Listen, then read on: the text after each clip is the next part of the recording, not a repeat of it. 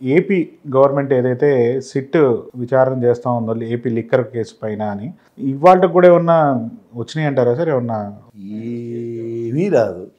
ఏమైనా ఉంటాయి కదా సార్, మీకు తెలుసో తెలియదు హైకోర్టులో వాయించి పడేస్తుంది ప్రభుత్వాన్ని. ఒక్క ఎవిడెన్స్ లేకుండా ఏడు తీసుకొస్తారు కట్టు పేస్టులు చేసి అని చెప్పి. మీరు కోర్టు ప్రొసీడింగ్స్ చూడండి, తీసుకెళ్ళి ఓన్లీ రిమాండ్లు పెంచి మాకు ఇంకో కొంచెం రిమాండ్ కావాలి వాళ్ళ దగ్గర నుంచి, వీళ్ళు ఎక్స్ట్రాక్ట్ మోర్ ఇన్ఫర్మేషన్ అని ప్రతిసారి రిమాండ్ ఎక్స్టెండ్ చేసుకుంటున్నారు ఇప్పటిదాకా జరిగింది. But outcome they have fail to get even a single evidence. Sir అది ప్రభుత్వం చేసిన వ్యాపారం సార్. వీళ్ళు బేసిక్ లాజిక్ వదిలి ఏదేదో పెట్టకథల చుట్టూ తిరుగుతున్నారు. అంటే జగన్మోహన్ రెడ్డి గారిని అరెస్ట్ చేసే అవకాశం ఉంది అని అన్నారు. వీళ్ళనే ఎడ్ చేయాలో తెలియక సస్తుంటే వీళ్ళు జగన్మోహన్ రెడ్డిని అరెస్ట్ అప్పుడు జరిగే repercussions they can't even face. Policy which was made in the cabinet or chief minister with proper channelize సిచ్యువేషన్తోనే లిక్కర్ అన్నది ఏ విధంగా జరిగిందో అందరికి తెలిసిన విషయం. That's a government policy. ఆ పాలసీలో తప్పులు అవుట్కమ్ ఏంటి మీరు చెప్పవలసింది. ఎవరో మీనా గారికి ఎవడో ఎల్లయ్య పుల్లయ్య గారు రాసిన ఉత్తరంతో ఇది అయిపోయిందని చెప్పి ఫ్యాబ్రికేటెడ్ ఇష్యూస్తో ముందుకెళ్ళడం కాదు. జస్ట్ లైక్ సిబిఐ ఈడీ కేసులు జగన్మోహన్ రెడ్డి మీద ఎలా పెట్టారో శంకర్రావు రాసిన ఎమ్మెల్యే రాసిన ఉత్తరానికి సేమ్ టు సేమ్ ఇది రిపీట్ చేస్తున్నారు. బట్ ఫార్చునేట్లీ ఇక్కడ గౌరవ న్యాయస్థానంలో ప్రతి దగ్గర మొట్టికాయలు కొడుతున్నాయి. ఇవాళైతే సిట్ చేతులు ఎత్తేసింది. అసలు they are fail to prove a single point in that. మీరు సిట్ ఫెయిల్ అయింది అంటున్నారు కానీ వాళ్ళని వాళ్ళ చెవిరెడ్డి భాస్కర్ రెడ్డి గారిని చూసినా ఎవరిని చూసినా అరెస్ట్ చేస్తూ ఉన్నారు కదా సార్. మరి వాళ్ళ పరిస్థితి ఏంటి? ఇప్పుడు పాతల్లో ఏమి ఎక్స్ట్రాక్ట్ చేయలేనప్పుడు మళ్ళీ చెవిరెడ్డిని అరెస్ట్ చేసి ఏంటి సార్? రేపు పొద్దున్న 39వ కింద కృష్ణ చైతన్యను కేఎస్ ప్రసాద్ ఏమో 40వ కింద వేసి లిక్కర్ స్కామ్లు అని చెప్పి ఎంక్వైరీకి పిలిచి జ్యుడిషియల్ రిమాండ్ ఇచ్చిన నేను మీరు ఆశ్చర్యపడక్కర్లేదు. అలాగే ఉంది కదా ఇది టోటల్ క్రానికల్ ఆర్డర్లో పెట్టి చూస్తే.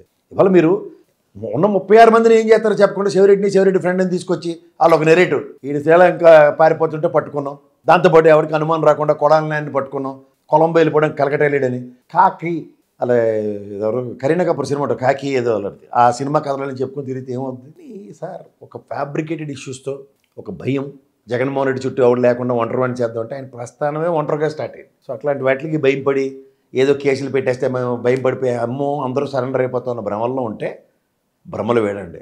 ఆ పొరలు తొలుగుతాయి అతి దగ్గరలో. సార్ సుప్రీంకోర్టులో రాహుల్ గాంధీ గారు సీరియస్గానే పిటిషన్స్ వేశారు. రెండోది చూస్తే కనుక సీరియస్గా ఈసీకి వార్నింగ్ ఇచ్చారు. గతంలో వైసీపీ కూడా సుప్రీంకోర్టులో కేసులు ఫైల్ చేసింది ఎలక్షన్ దాని మీద. ఇవన్నీ చూస్తే రాహుల్ గాంధీ బాగా యాక్టివ్ అయ్యారంటారా సార్? రాహుల్ గాంధీ ఎప్పటి నుంచో యాక్టివ్ అయి ఉన్నాడండి. కర్మకి ఏంటంటే వ్యక్తిత్వ హననానికి ఈ బీజేపీ వాళ్ళు చేసే స్ట్రాటజీ. ఇప్పుడు చూడండి జగన్మోహన్ రెడ్డి గారిని ఈ సంవత్సరం బట్టి ఎంత హ్యూమిలియేట్ చేస్తున్నారో చూస్తున్నారు మీరు. The same with Rahul Gandhi from almost ఒక డెకేడ్ పైచిల్క్. వెన్ ఇట్ ఈస్ హ్యాపనింగ్ ఏంటంటే ప్రభుత్వం మీద మనకి ఒపీనియన్ ఫామ్ అవ్వకుండా వాళ్ళ ఆల్టర్నేటివ్స్ అక్కడ రాహుల్ గాంధీని ఇక్కడ జగన్మోహన్ రెడ్డిని క్రియేట్ చేస్తున్నారు. చేస్తే ఏమవుతుంది కంటిన్యూస్గా వాళ్ళు మాట్లాడేదానికి ఇప్పుడు మిమ్మల్ని ఒక పేరుతో పిలవడం పెపేగా అనిపించి నవ్వు వస్తుంది అనుకోండి, దానికి ఎక్కువ అట్రాక్ట్ అయ్యే పందాకి తెరలేపారు. కానీ అతను ఫోకస్డ్గా చేస్తున్న పనులు ఎక్కడ లైమ్లైట్లోకి రానివ్వట్లేదు. అండ్ ముఖ్యంగా ఇది గమనిస్తే మీరు ఈ ఎలక్షన్ కమిషన్ మీద వైఎస్ఆర్సీపీ కానీ మోస్ట్ ఆఫ్ ద అపోజిషన్స్ ముఖ్యంగా మహారాష్ట్ర కానీ and more like Haryana and ఇక్కడ మీకు చూస్తే ఆంధ్రప్రదేశ్ నుంచి we have shown our dissent in the respect to supreme court. But quite unfortunately వాళ్ళకి ఏంటంటే అటానమస్ బాడీ పరంగా ఒక సారీతోనూ గతంలో తెలంగాణ ఎలక్షన్స్లో రజత్ కుమార్ చూడండి చేసింది sorry that itself we are helpless. మనం ఏమీ చేయలేని నిస్సహాయ స్థితిలోంచి వాళ్ళు మనని డ్రైవ్ చేయొచ్చు అన్న కాన్సెప్ట్కి డిసైడ్ అయిపోయారు. అక్కడ ఏమవుతుందంటే రాహుల్ గాంధీ లాంటి వాడు అది నేషనల్ పార్టీ. ఇప్పుడు మనం ఉదాహరణకి వైఎస్ఆర్సీపీ ఆంధ్రప్రదేశ్లోను లేదా తెలంగాణలో కేసీఆర్ గారి పార్టీ లేదా అలా ఎవడోడో ఇండివిజువల్గా పనిచేసే ముందు ఒక నేషనల్ పార్టీ ఒక మొమెంటం ఇచ్చింది అనుకోండి, ఆ తర్వాతకి వేడినీళ్ళకి సన్నీళ్ళు తోడినట్టు ప్రతి స్టేట్లోనూ ఉన్న అప్రాన్షన్స్ ఓవరాల్గా దేశం మొత్తం మీద చర్చనీయాంశాలు అవుతాయి. కానీ చూస్తే వైసీపీ కూడా ఎలక్షన్స్ ఓడిపోగానే బాలనేని గారు ఎవరైతే వాళ్ళ పార్టీలో లేని కానీ బట్ అతను సుప్రీంకోర్టులో కేసు వేశారు. హీరింగ్కి వస్తూ ఉన్నాయా సార్ అవన్నీ? అదే చెప్తున్నాను సార్, వీళ్ళు ఎంత స్ట్రాటజికల్గా కేసులు ఎవరైతే వేసారో వాళ్ళ నటిపక్క మడతెట్టేశారు. బుర్ర అన్నది ఇంగిత జ్ఞానం అన్నది వాడకుండా బాలనేని అడిపోయాడు. వాడుంటే ఇవాళ ఒక ఫైటింగ్ వారియర్ కింద ఉండదు కదా. ఇవాళ దేశంలో జరుగుతున్న అన్సర్టనిటీలో ఇవాళ చెప్పాలంటే బాలనేనికి రాహుల్ గాంధీకి వచ్చిన ఎలివేషన్ వచ్చింది. నువ్వు తెలివి తక్కువతాను when somebody is yielding unnecessarily what is the అందులో మజా ఏముంది? నువ్వు ఛాలెంజింగ్ చేసి దాంట్లోంచి ఒక అవుట్కమ్తో ఎస్ ఇప్పుడు గద్వాల్ చూడండి డీకేర్న ఎలక్షన్ ముందు రోజు తను గెలిచింది.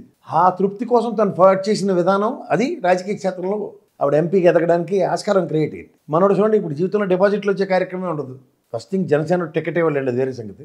ఇట్లాంటివి కాదు. ఇప్పుడు రాహుల్ గాంధీ ఇనిషియేషన్ ఎట్లా ఉందంటే ఎస్ గివెన్ ఏ చేతావని to election commission, if they won't respond డెఫినెట్గా సుప్రీంకోర్టులో తేల్చుకుంటారన్న చేతావని ఉంది. దాంతో దేశవ్యాప్తంగా ఉద్యమం మనం గతంలో చెప్పినట్టు రోజు గొడవలు చేసుకుంటూ కూర్చున్నారు అనుకోండి ఎలక్షన్ కమిషన్ ముందు, obviously they need to come with solution కదా. నెక్స్ట్ ఎలక్షన్ కూడా ఇలాగే ఇదే దిక్కుమాల దరిద్రం పెడతామంటే ఒప్పుకోరు. ఎస్, డెఫినెట్గా వస్తుంది. ఇప్పుడు బ్యాలెట్ పేపర్లు మార్చి మిషన్లు తీసుకొచ్చారు, మిషన్లతో కూడా ఇదే దరిద్రం ఉన్నప్పుడు ఖచ్చితంగా దాని అవుట్కమ్ ఇవ్వాలి కదా, అవును కదా. Otherwise they need to prove a point, as per this is what it is అన్నది. ఎక్కడికక్కడ తగలెట్టేసి అసలు ఇప్పుడు లేవు, ఇవి లేవు, ఏవి లేవు, గౌరవ సుప్రీంకోర్టుకి మేము ఒక కథ చెప్తూ ఉంటే ఎవడూరుకుంటాడు. గట్టిగా ఫుడ్ ఆన్ చేస్తే సారీ చెప్పాం. ఎవరికి నీ దిక్కుమాలి సారీ. 5 సంవత్సరాలు ప్రజాప్రభుత్వాలు ఇక్కడ ఎవరికి నచ్చిన ప్రభుత్వాలు ప్రతిష్ఠించుకోవడానికి ఎలక్షన్ కమిషన్ దోహదపడుతుందా, ఆ కోణంలో ఆలోచించాలి. సో వీటన్నిటి పర్యవసానాల్లో జాతీయ స్థాయిలో ఒక మొమెంటం తీసుకొస్తున్నాడు రాహుల్ గాంధీ. అతి దగ్గరలో దీని పర్యవసానాలు ఎలక్షన్ కమిషన్ ఫేస్ చేయవలసిందే. అంటే లోకల్ పార్టీస్ అన్నీ కూడా ఏమన్నా కాంగ్రెస్తో కలిసి ఈ అంశంలో ఫైట్ చేసే అవకాశం ఎంతవరకు కనిపిస్తాం? అంటే అందరూ కలవాల్సిన అవసరం లేదు. ఎవరైతే సఫరర్స్ ఉంటారో వాళ్ళు దాని కంటిన్యూషన్ ఉంటుంది. ఇప్పుడు ఉదాహరణకి బాలినేని వేసిన దాంట్లో కూడా ఇంప్లీడ్ అయ్యాడు అనుకోండి, నాకు తెలిసి ఆయన ఒక ఉత్తరాంధ్రలో ఒక ఎంపీ కూడా వేసాడు కేసు.